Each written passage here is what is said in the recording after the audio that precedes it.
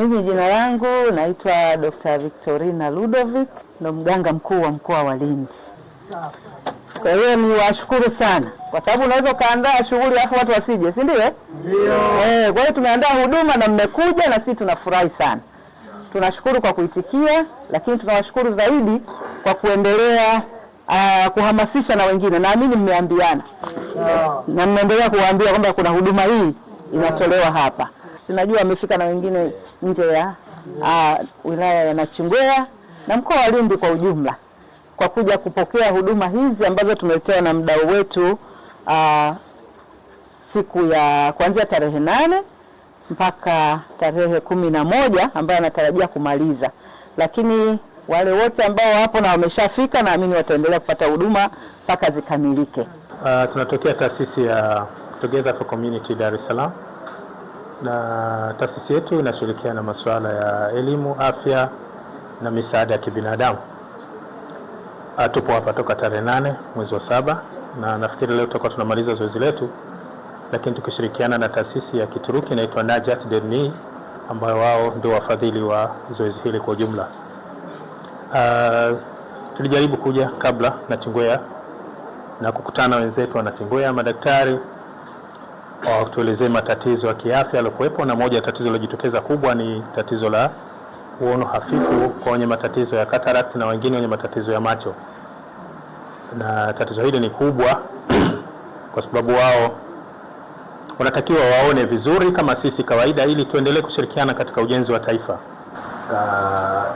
Lengo lilikuwa ni kuhudumia wagonjwa 187 kwa cataract. Lakini kati ya hao tumefanikiwa kufanya operation kwa wagonjwa 175. Lakini katika hizo 175, 102 ndio operation za cataract ambao ndio ilikuwa lengo hasa la zoezi. Kwa mahudhurio tumepata mahudhurio ya wagonjwa 416. Kwa ujumla zoezi letu limefanikiwa. Tumefikia kwa surgery kwa ujumla zimefikia 93%. Mimi naitwa Yusta Lihumbo, ni mnufaika wa hii huduma ambayo tumeipata hapa Nachingwea kuanzia tarehe 8 mpaka leo tarehe 11 na kuendelea.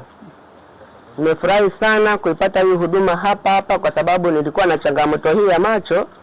Nilikuwa nakuja kwenye kliniki hapa na hudhuria wananipa dawa, lakini kwa mara ya mwisho kama wiki 2 zilizopita alinishauri baadaye nitaenda Ndanda.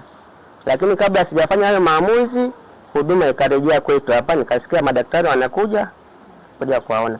Nilipokuja kujitambulisha na kuja kuhudumiwa, nikaona kwamba huduma hii naipata hapa badala ya kwenda Ndanda. Kwa jina naitwa Shimo Musa Mbinga kutoka Ntila. Hapa nimekuja hapo kwa niaba kupitia huyu mtoto alikuwa na ugonjwa wa macho.